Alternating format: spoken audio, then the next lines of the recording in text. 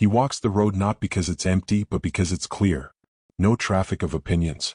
No parade of expectations. Just the rhythm of his steps and the vastness of silence. Most see solitude as a punishment, a sign that something went wrong. But for him it's a conscious decision, a sacred rebellion. This isn't loneliness. It's not exile. It's liberation. He walks not to escape people but to escape noise. The constant chatter of what to want, who to be, what to chase. He walks to remember who he is without all of it. Epictetus once said, "Freedom is the only worthy goal in life. It is won by disregarding things that lie beyond our control." And what lies beyond control? The need to be seen. The hunger for approval. The fear of standing alone.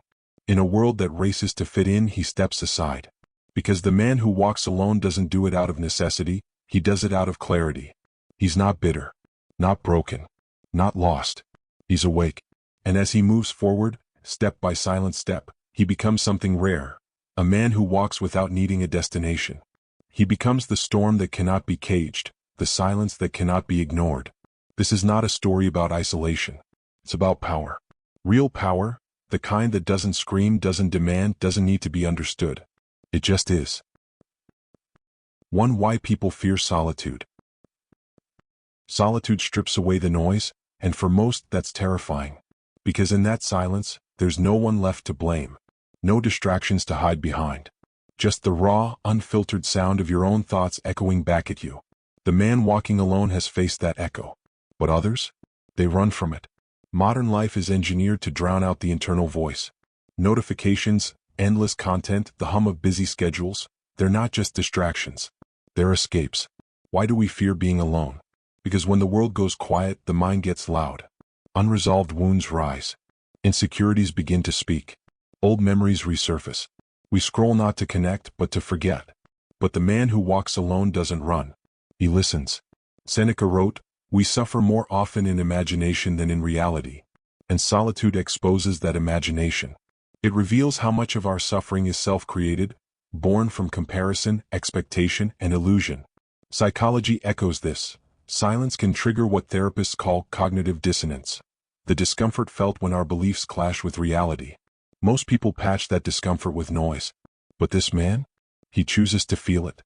Because feeling it means healing it. Solitude isn't scary because of the world, it's scary because of what's inside. But only in confronting that can a man become whole. He knows, what most call fear is actually the first step to freedom. 2. Embracing the silence. He doesn't just endure the silence, he welcomes it. Silence to him is not a void. It's a mirror, a temple, a teacher. In that stillness he starts to see with clarity. Not just with his eyes, but with something deeper. The wind brushing against his skin. The way trees move without force. The rhythm of breath syncing with the sky. This is not emptiness. This is presence. In solitude he doesn't feel disconnected from the world, he feels part of it. Because nature doesn't demand. It simply is. And the man, free from noise, realizes he is not alone. Never was. He is part of the same current that moves the rivers. The same silence that wraps the mountains. The same stillness that holds the stars. Marcus Aurelius wrote, "Look within. Within is the fountain of good, and it will ever bubble up, if thou wilt ever dig." That digging begins with silence. Psychologists call it mindfulness, the ability to observe without judgment. But the Stoics understood this long before science gave it a name. The man walking alone doesn't fear silence because it's where the masks fall away. He doesn't have to perform. Doesn't need to impress. In silence he is enough. There he doesn't seek meaning. He becomes it. Because when a man truly listens to silence, he hears the voice that never lies. 3. Solitude as strength. He walks without a crowd, not because he couldn't find one but because he no longer needs one. In a world obsessed with followers, applause, and visibility, his invisibility is a quiet revolt. He doesn't move for likes. He doesn't speak to be heard. His strength is not measured by volume, but by presence.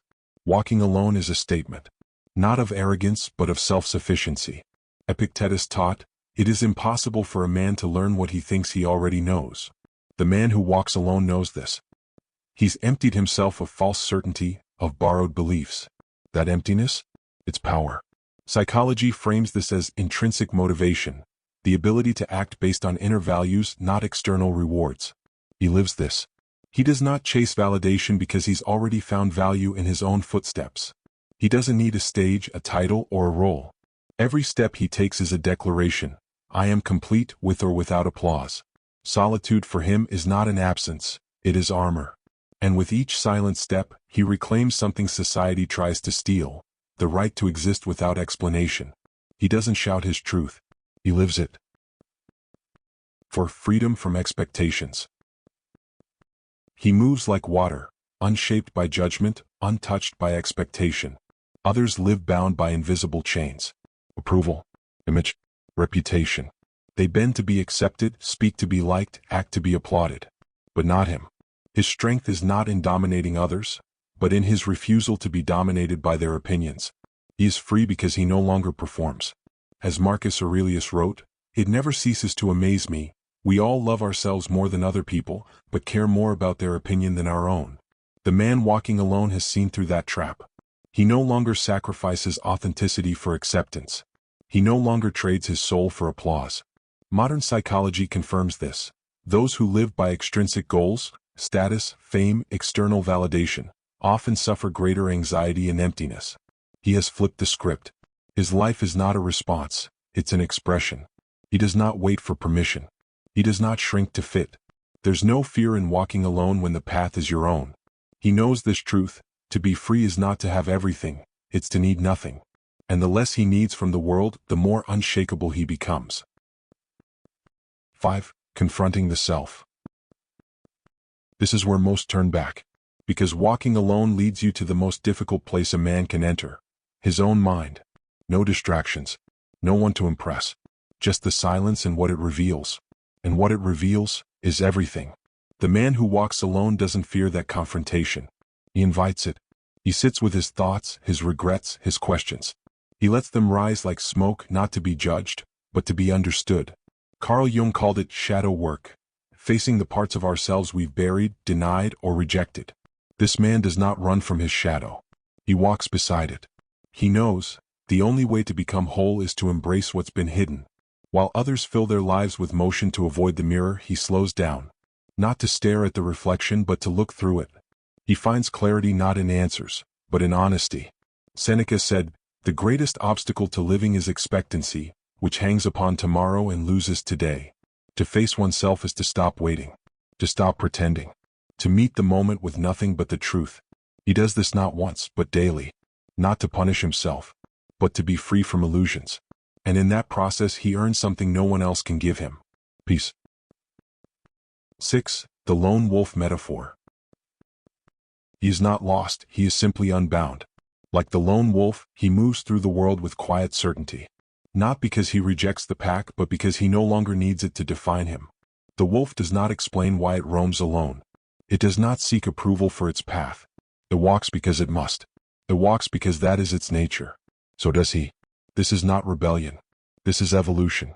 He has outgrown the need to belong to systems that no longer serve him. He doesn't crave the safety of the group when that safety requires him to shrink. As Epictetus said, "Know first who you are and then adorn yourself accordingly." The wolf does not wear sheep's clothing. And neither does this man. Modern psychology describes this as self-actualization, the pinnacle of human growth where a person becomes fully themselves, without distortion or compromise. He is not hostile. He is not bitter. He simply doesn't trade freedom for comfort. The lone wolf metaphor is not about isolation, it's about independence. He listens to his instincts, trusts his inner compass, and walks paths no one has walked before. Not to be seen, not to be praised, but because the path calls him, and he has the courage to answer. 7. The illusion of chasing. Most run toward something: recognition, love, success, meaning. But he has stopped running, not because he's tired, but because he's awakened. He's seen the game for what it is: a wheel that spins endlessly, promising fulfillment just around the next turn. A promise that never delivers. Chasing becomes a form of escape, an addiction, a distraction from the truth that nothing out there will ever be enough if you haven't made peace with what's inside. Marcus Aurelius observed, "Very little is needed to make a happy life. It is all within yourself, in your way of thinking." He doesn't chase anymore because he understands that fulfillment was never a destination. It was always presence. Psychology reinforces this through the concept of hedonic adaptation, how the mind quickly returns to a baseline level of satisfaction, no matter how much we achieve or acquire. He's no longer seduced by the illusion that more is better. He's not climbing a ladder that leads nowhere. Instead, he stands still, and in that stillness finds everything. Because when a man stops chasing, he starts seeing. He sees the sky, the breath, the stillness between moments, and he understands he was never missing anything. He was just looking in the wrong direction. 8. Solitude reveals the real self. Without an audience, he no longer performs.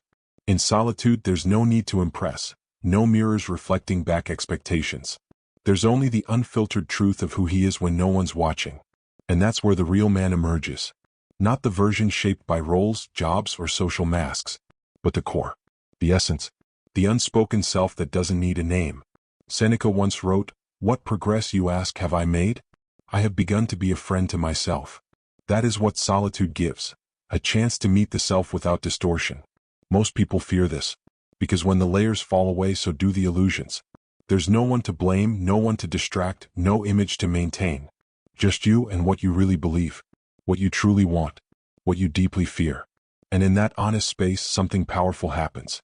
He doesn't feel lost without labels, he feels found. Modern psychology calls this authentic self-awareness. It's when a man understands himself without the masks demanded by society.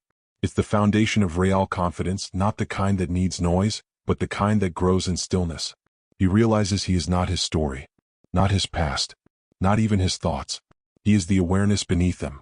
And from that awareness, he doesn't need to become anything. He simply needs to be. 9. The world's reaction. The world doesn't understand him, and it tries to label what it can't control. Rebel, loner, wanderer, lost soul.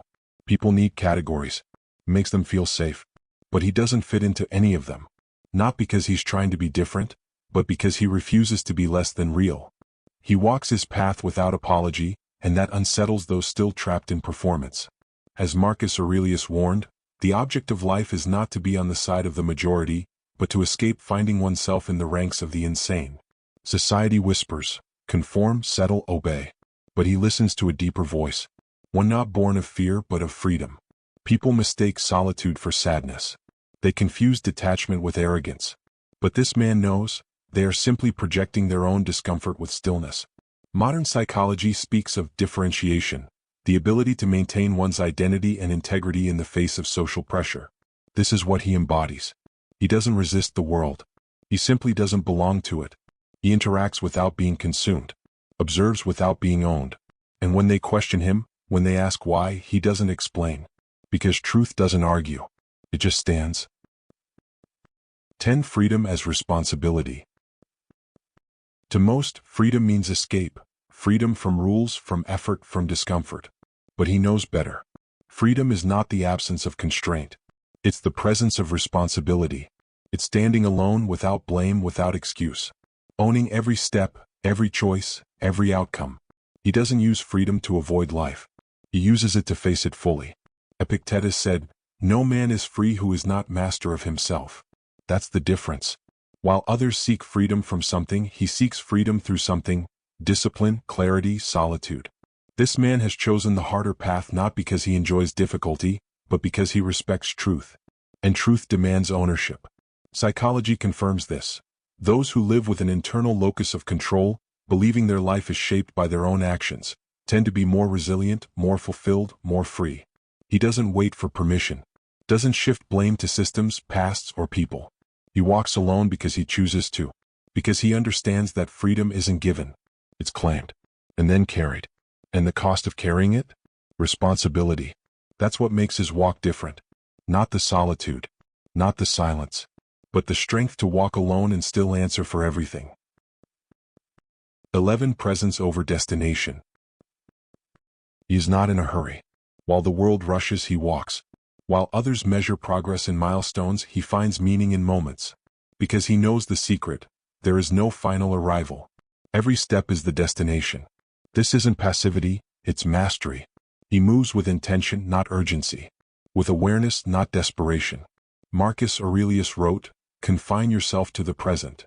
That's not a call to limit ambition. It's a reminder that all power, all truth, all clarity exists now. The man walking alone no longer sacrifices the moment for some imagined future.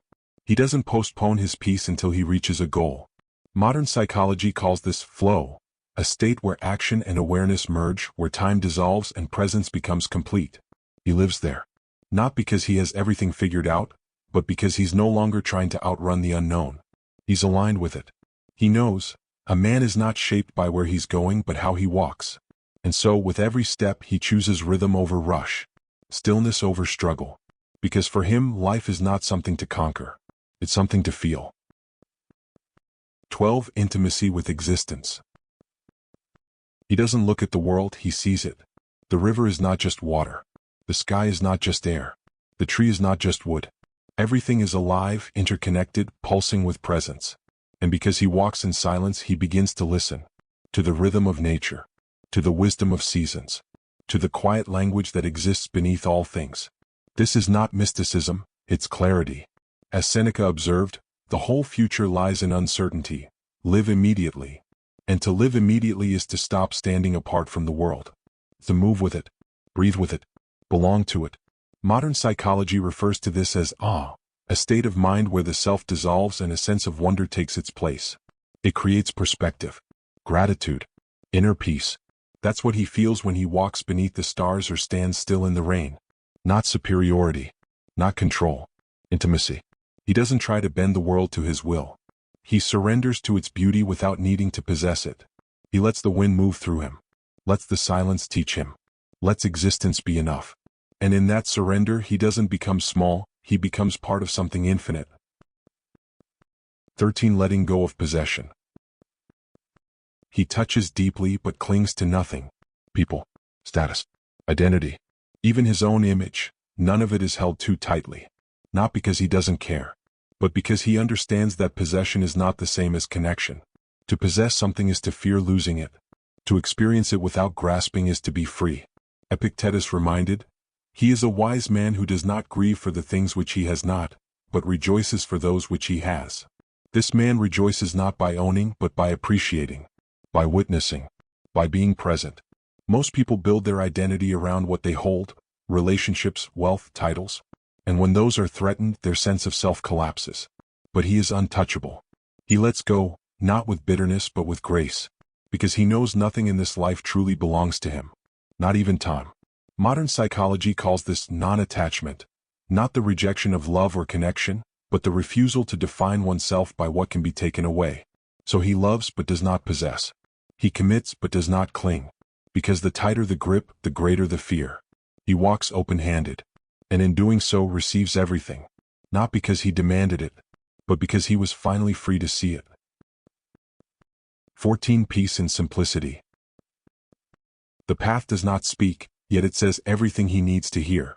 It doesn't ask who he is, what he's done, or what he plans to become. It only asks one thing, that he walk it fully present. In simplicity he finds peace. There are no complex rituals, no grand strategies. Just the steady rhythm of footfalls, breath, and awareness. The world races to accumulate, to impress, to define success in louder, heavier terms. But he's found what few ever do. Less is not lack. Marcus Aurelius wrote, "If you seek tranquility, do less. Or do what's essential, what the logos of a social being requires and in the requisite way." Simplicity isn't poverty. It's refinement. By removing the unnecessary, he uncovers the essential, the vital, the pure. Modern psychology links simplicity with cognitive clarity. A decluttered life creates space for deeper thought, stronger focus, and lasting well-being. He does not escape into distraction. He enters into life. The birdsong, the breeze, the scent of rain on dry soil.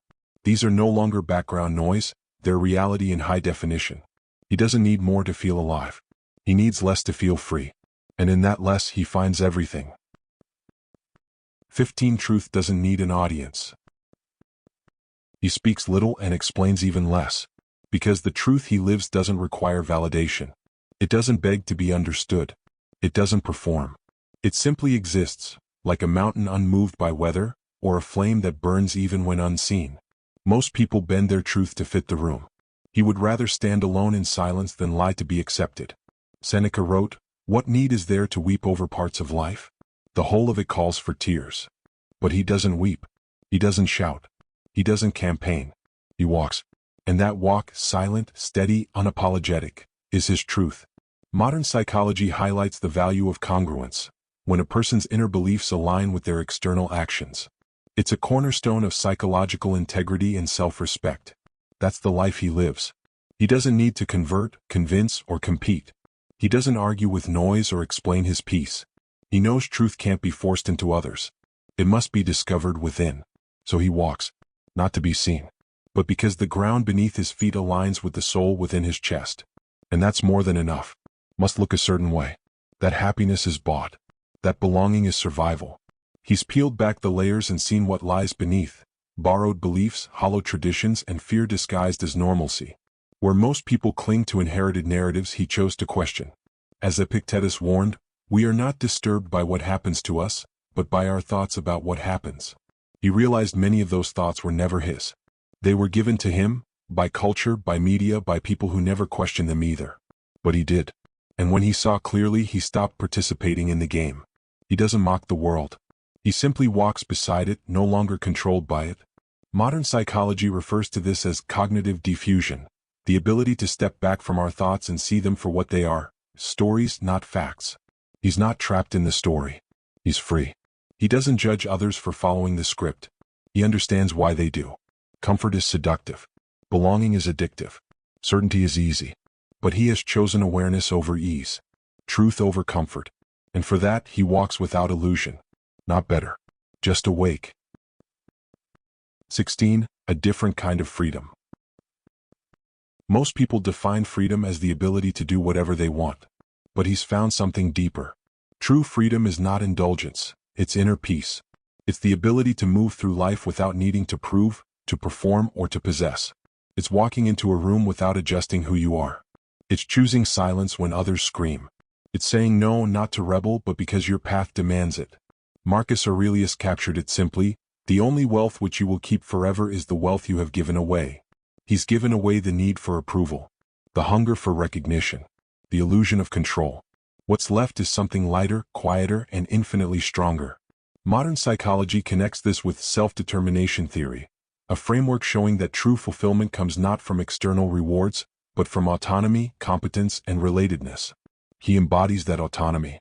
His freedom isn't chaotic, it's deliberate, it's disciplined, it's clean. He's not chasing every impulse. He's not enslaved by desire. Because he understands, doing what you want is not the same as being free. Freedom is doing what aligns with your highest self, even when no one understands it. And that, above all, is the kind of freedom that lasts. 17. The world tries to pull him back. The world does not let go easily. It offers comfort dressed as love, belonging packaged as purpose, security masked as success. It whispers, come back, sit down, be like us. But he has seen too much. And once a man sees clearly, he cannot unsee. As Seneca once warned, a man who suffers before it is necessary suffers more than is necessary. He no longer suffers illusions. He no longer falls for promises wrapped in fear. The world tries to entice him with rewards it calls normal, validation, applause, roles to play. But he knows that most of it is just a subtle prison. Modern psychology explains this through social conditioning, how people unconsciously absorb norms and expectations to feel accepted, even when it conflicts with their deeper values. He's broken that conditioning. But that doesn't mean the pull is gone. It still tugs at him, especially in moments of doubt. The need to be understood. The temptation to return to the familiar. Yet each time he chooses the path again. Not because it's easy, but because it's real. And so he walks, not against the world but beyond it. The world may try to reclaim him, but he no longer fits inside its walls. He is not unreachable. He is just untethered. 18. Interaction without absorption. He doesn't isolate himself from others. He speaks, he listens, he connects, but never at the cost of his center. While others absorb the energy of every room, every opinion, every emotional storm, he remains intact. Because he's learned the difference between engaging and becoming entangled. He can enter a conversation without needing to win it. Share space without needing to dominate it. Love someone without losing himself in them. Epictetus taught, keep your attention focused entirely on what is truly your own concern, and be clear that what belongs to others is their business and none of yours. This is not detachment out of coldness. It's self-respect rooted in awareness. Modern psychology refers to this as emotional boundaries, the capacity to be open without becoming overwhelmed, to be compassionate without being consumed. He moves like the wind, touching, stirring, awakening, but never staying where he doesn't belong. He doesn't mirror others to be liked. He doesn't shrink to fit a mold. He can walk among crowds and still feel whole. Because he doesn't source his identity from interaction. He brings his presence, not his dependency. And in doing so, he becomes the rarest kind of man, connected but never captive. 19. Living without waiting. He no longer postpones life. He doesn't wait for the perfect moment, the right conditions, or someone else's permission to feel alive. Because he knows that waiting is the slowest form of death. Most people live on hold, waiting for love, for success, for peace, for clarity. But each day spent waiting is a day lost. He doesn't waste time hoping for the stars to align. He walks under them now fully present. Marcus Aurelius said, "Do not act as if you had 10,000 years to live. The inescapable is hanging over you. While you are alive and able, be good." He has absorbed this truth into his bones. Modern psychology supports it through temporal awareness, the understanding that the way we perceive time shapes how we live. Those who live in the future miss the only place life ever actually happens, the now. So he lives now, not recklessly but fully. He feels the weight of this breath, the meaning of this glance, the beauty of this silence. He knows tomorrow is an illusion, and yesterday is a shadow. All that exists is this step, this moment. And in choosing to live it with presence, he no longer waits for life. He becomes it. 20. True power is inner stillness. He does not raise his voice. He does not announce his strength. Because real power doesn't demand attention, it creates silence around it. He needs nothing, fears nothing, clings to nothing. His stillness is not a void, it's a force. Not the absence of energy but the mastery of it. While others react, he reflects. While others rush, he remains. Epictetus declared, "No man is free who is not master of himself." And self-mastery begins with stillness. Modern psychology equates this with emotional regulation, the ability to remain centered under pressure, to respond instead of react. It's one of the greatest indicators of resilience and leadership. He doesn't rely on control over others. He relies on command of himself. This man does not apologize for his presence.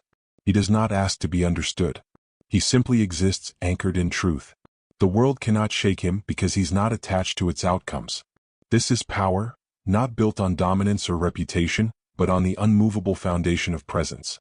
So, grounded, unshaken, a storm in calm form. Peace found in the path.